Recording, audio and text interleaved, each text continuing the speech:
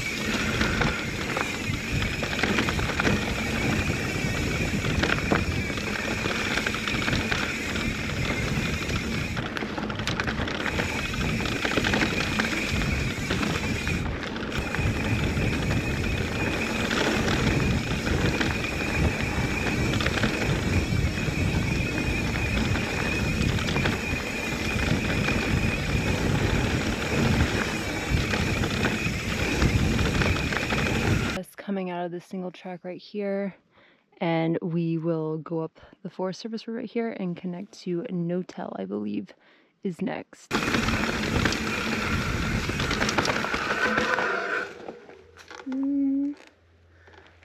which way to go. I think I go this way.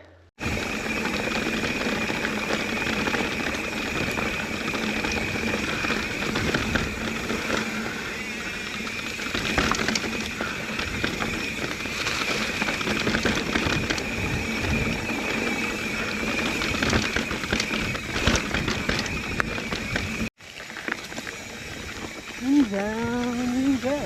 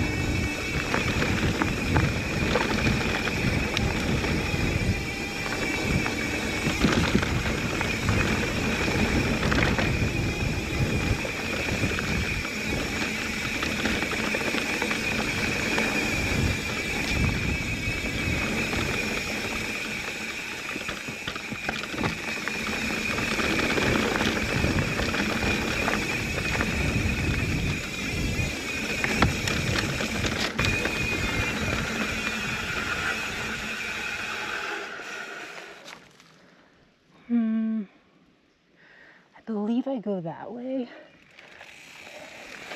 but I forget. Just see.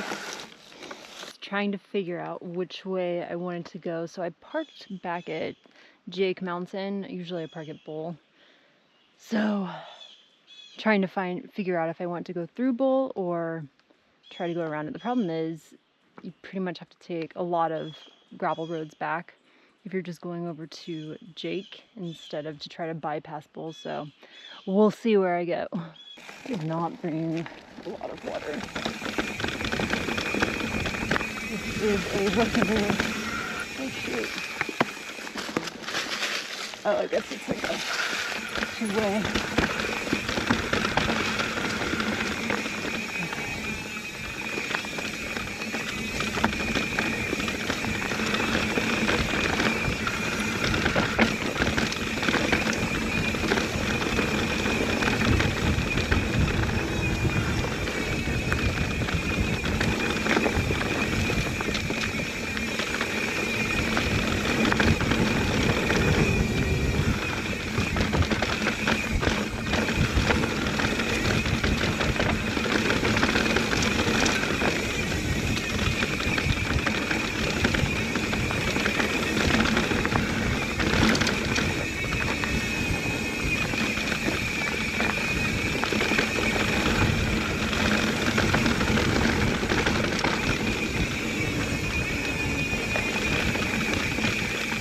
This is so much better in my opinion.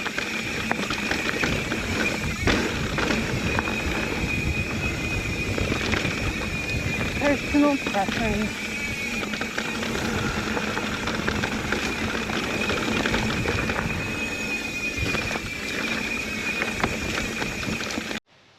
Just enjoying the view before I head down. This is my favorite part of doing this trail this way. Just nice to have a chill day out here sometimes and not try to push it, just calm and enjoy.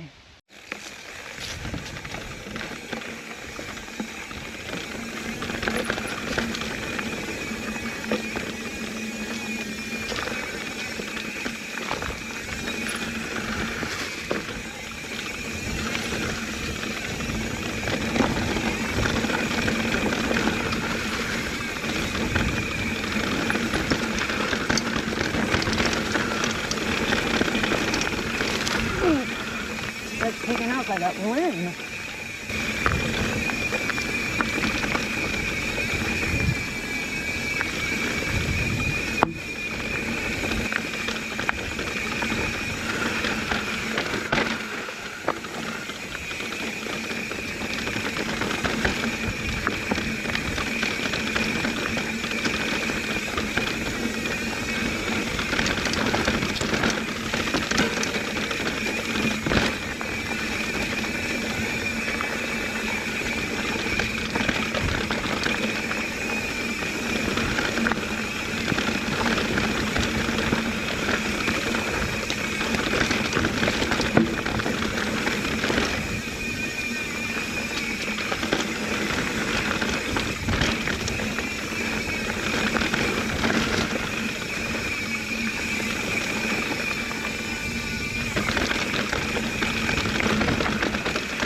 How's it going? Have a good one.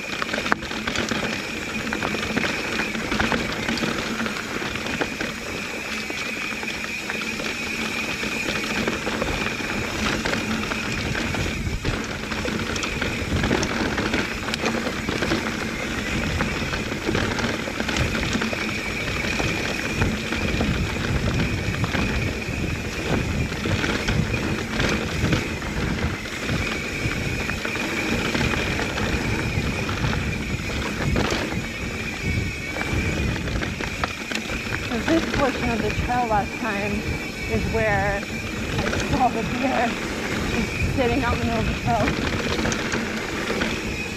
I scared it to death. It was right here.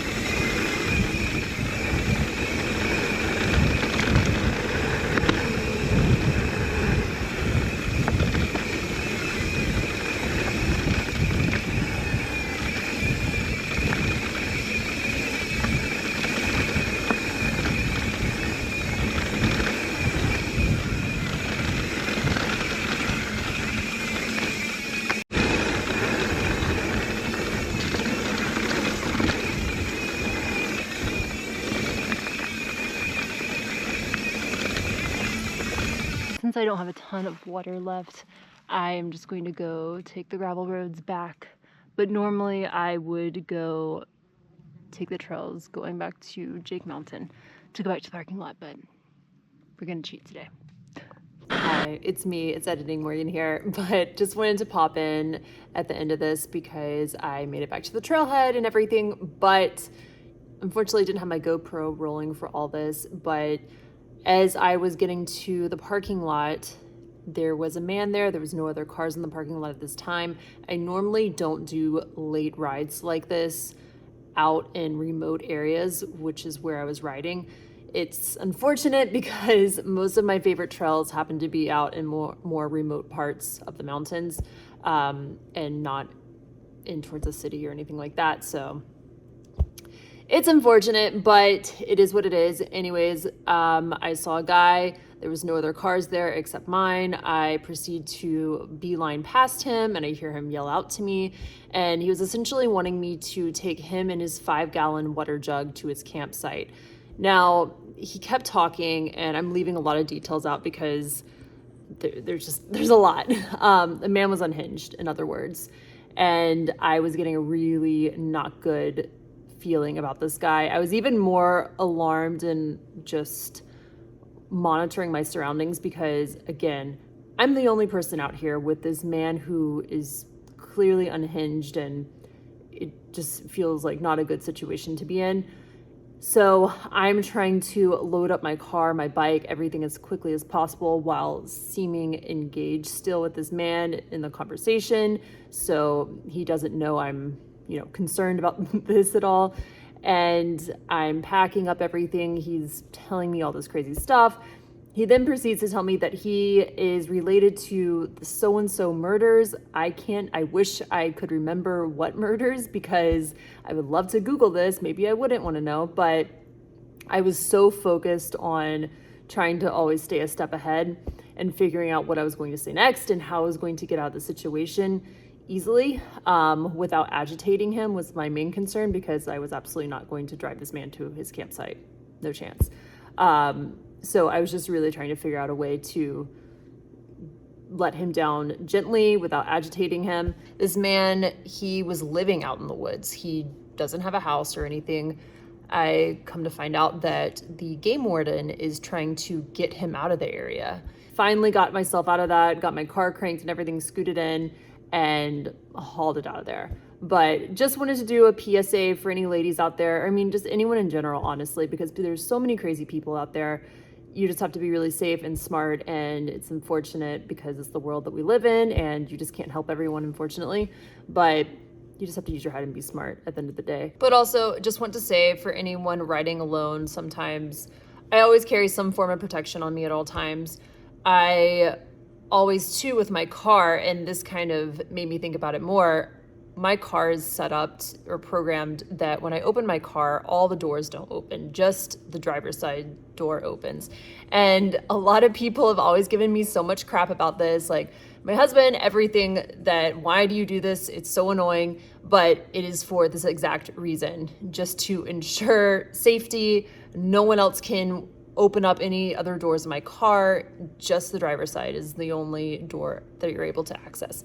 So just some other little things. But yeah, I just wanted to put this out there. I think the biggest thing is staying aware of your surroundings and not just putting all your focus on the person or anything like that, so you're distracted. Anyways, if you guys made it to this part, thank you guys so much for watching, and I will see you guys in my next video. Bye guys.